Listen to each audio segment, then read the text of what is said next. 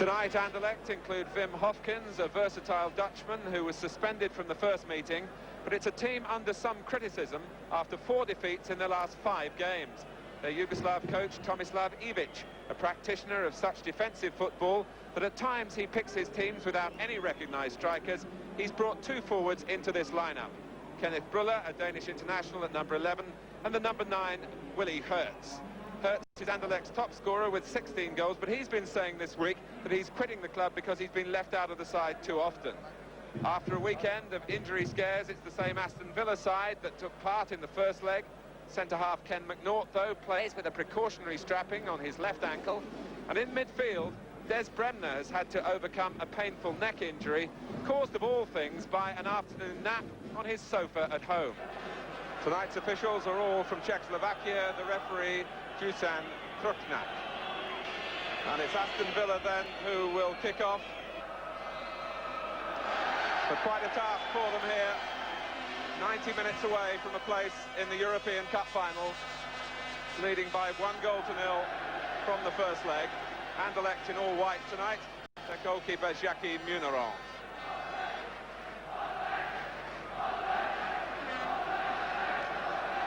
The Villa party have been very impressed with the pitch. And there's a crowd of around 38,000. And there should be plenty of atmosphere in what is a tight English-style ground.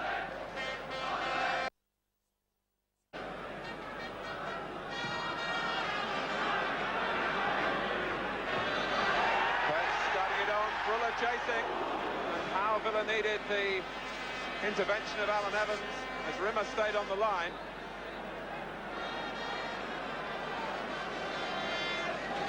It was a useful header from Willy Hertz, who looks to make contact with a long throw, but it's McNaught who gets distance into his header. And the feet were high by Cowans, and it's another free kick.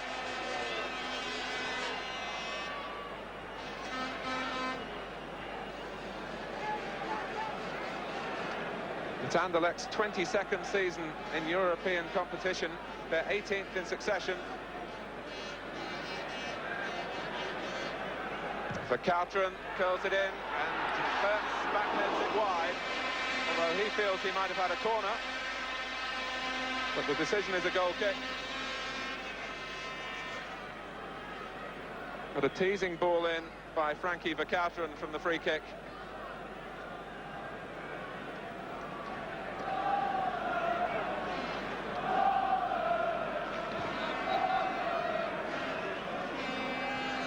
Mortimer beating Lozano, helped out by Bremner.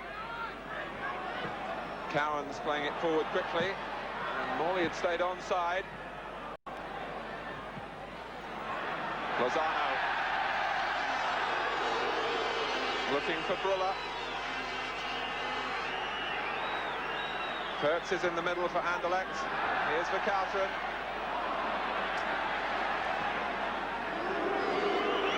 Swain happy to get the ball to the safety of the touchline.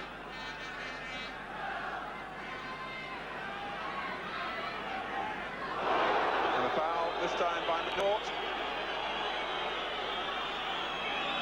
And there's no doubt about the level of commitment from Aston Villa tonight. Well aware of the responsibilities not only to their own supporters, but to English football as well. But they've left Bruller here.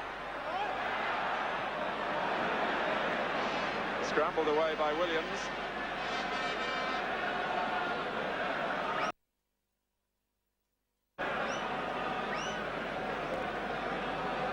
Cook with the throw. Lozano. Now de Graaf. And this is Hofkins. Allowed to get the shot in. And maybe that was what Tony Barton was worried about. His midfield players not quite getting tight enough on their opposite numbers. Hofkins really could have been expected to be closed down a little quicker.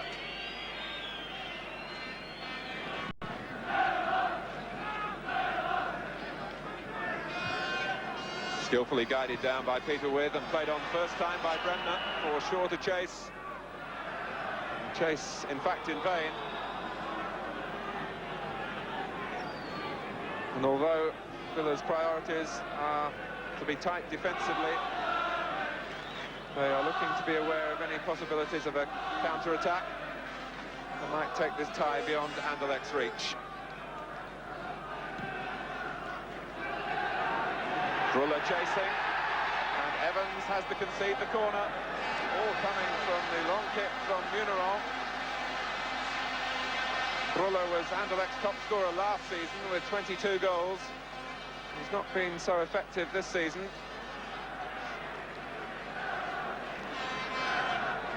Peruzovic is forward at the corner. And the Grafe there, the blonde figure on the near post.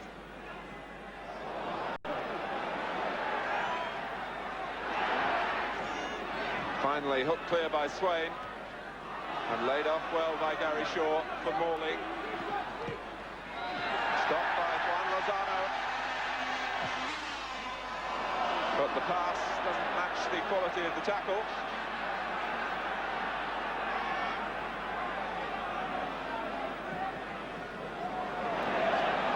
And the header by Broz. And here's with, as Muneron loses possession, and no foul was given. And Aston Villa get a corner. As Anderlecht reacted tentatively in front of Jackie Muneron. First with a header from Broz.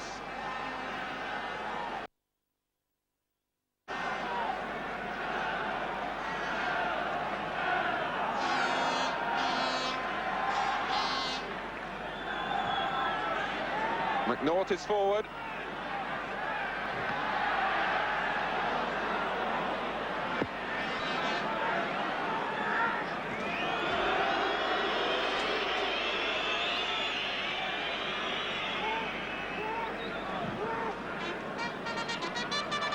And there are problems behind Rimmer's goal involving Aston Villa supporters.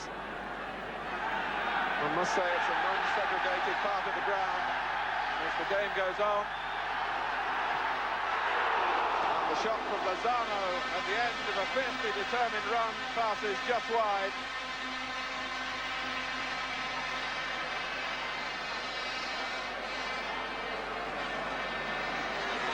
Villa let Lozano run a long way here as he took it up from Ludo Cook and took on the Villa defence on his own. Rimmer dived, but it wasn't necessary. But a lot of the attention is switched to the incidents behind that right-hand goal where the police are in with their riot weapons. There were problems before the game started.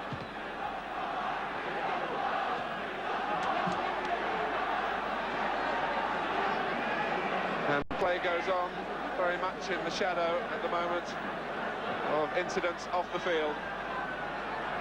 But here's Cook. And indeed it's on the field now as Villa shoots over, but surely the referee had called a halt because the problems behind that goal have spilt from the terraces onto the field of play.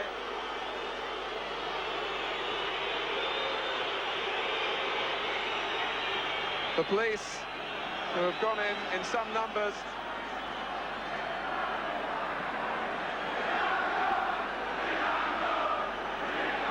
and the match at the moment cannot restart.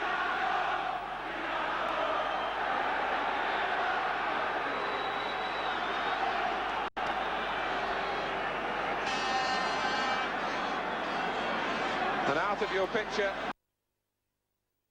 Jimmy Rimmer has gone into the crowd to try and help in the calming down operation. He's back on the field of play now. Possible, of course, to say who started it. And now extra troops are being called for.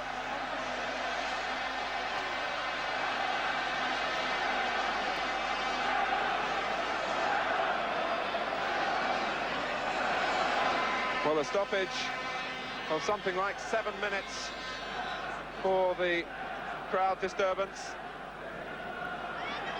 So away we go again. And one can at last concentrate again on the football.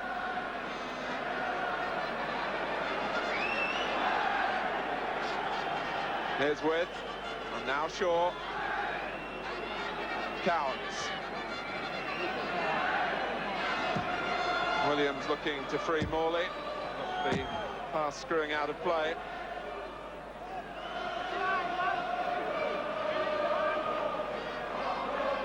Lozano, the player who slipped. This is Mortimer. And a foul by Brulla.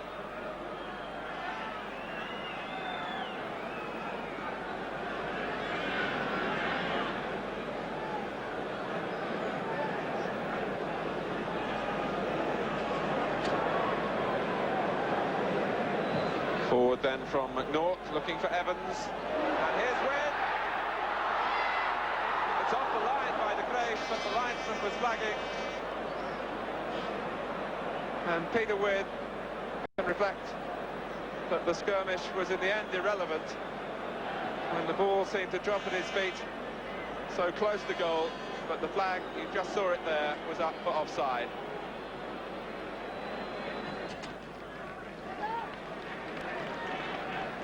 McNaught making Swain turn, giving away the throw. But the police now have restored order.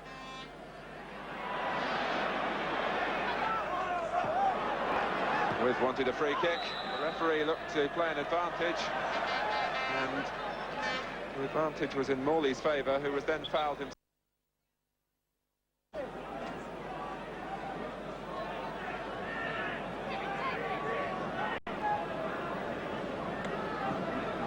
Villa again will wait until McNaught and Evans join With beyond the far post. It's played in for Gary Shaw. And it was Evans who was coming in. Villa want a corner. They're not going to get it. And Cook was on the receiving end. But what a good turn and cross by Gary Shaw, committing the goalkeeper beyond the far post for Evans, who collided with Cook. And finally the whistle goes for half-time with some 5 minutes added on. It's been a strange first half, marred of course by that lengthy stoppage for trouble within the crowd. But a first half that's gone according to plan for Aston Villa. No goals, which means they still lead 1-0 on aggregate, and we'll be back with the second half right after the break. So away we go for the second half. Villa have frustrated Anderlecht in midfield, and particularly down the flanks as well. Gives chase. Peruzovic covering. Morley is there as well, but I think Peter With was guilty of just catching the heels of Peruzovic.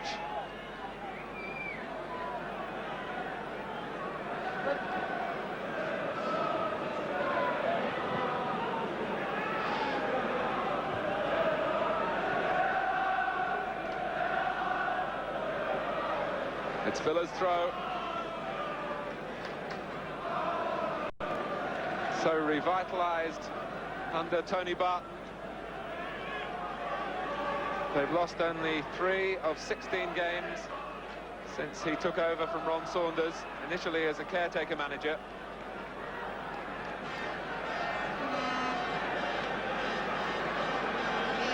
And indeed, since he's been appointed to the job on a permanent basis, Villa have won all their games.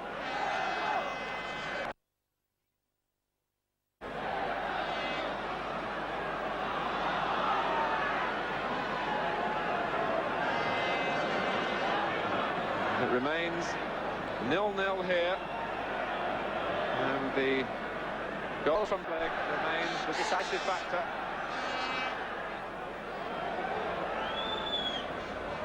With.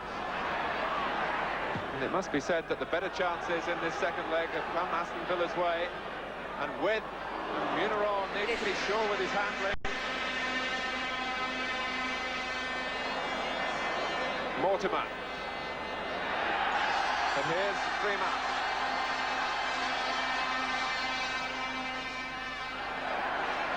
Brulla.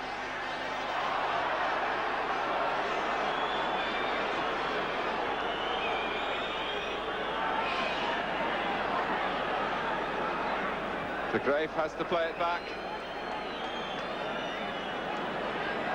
Muneron will want to send it forward quickly, and Evans will want to keep alert at the back for Villa. And he makes the header. Cook for Couteran. A touch from Gary Shaw. Now Bremner. Can Bremner again? Villa could sew it up here with Shaw. It's too high.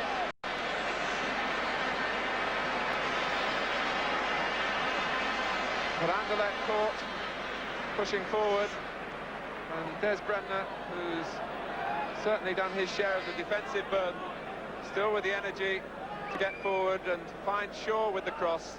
Shaw hit it first time, but couldn't keep it down.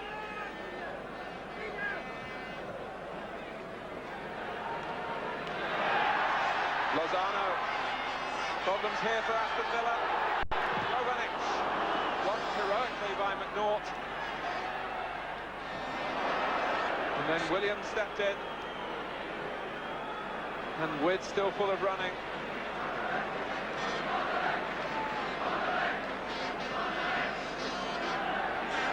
Peruzovic.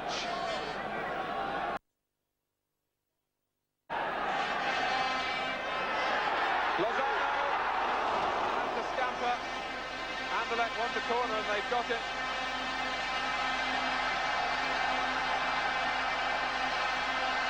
And there's a Villa player down injured, which will delay the taking of the corner.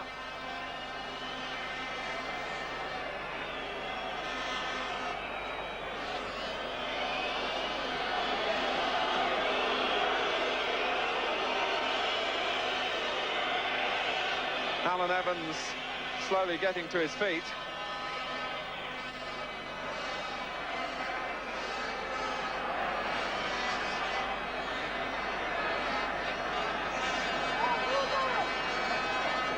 Couteran then with the corner,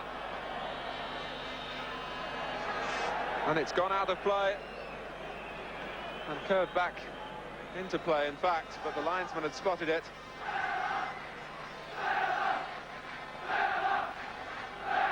Jimmy Rimmer with 4 consecutive clean sheets going into tonight's game, and 7 minutes away from a 5th.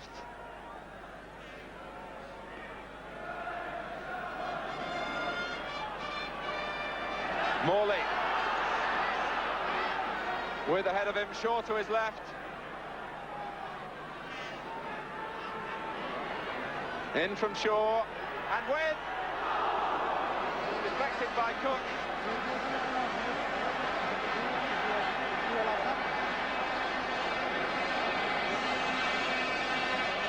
How well Peter With has battled, and so deserved the goal here with a well-struck header. But it took a touch off Cook, and that took it over the bar.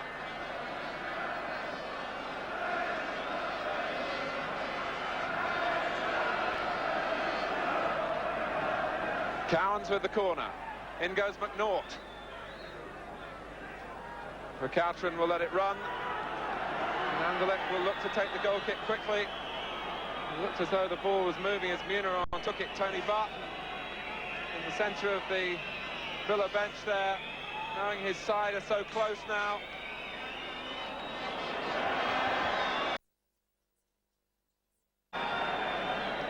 Evans getting more height than distance into the clearance. Cook nods it back. Here's Lozano. And Bremner for the umpteenth time makes a challenge that epitomises Villa's performance and Aston Villa's triumph here in their first season in the European Cup.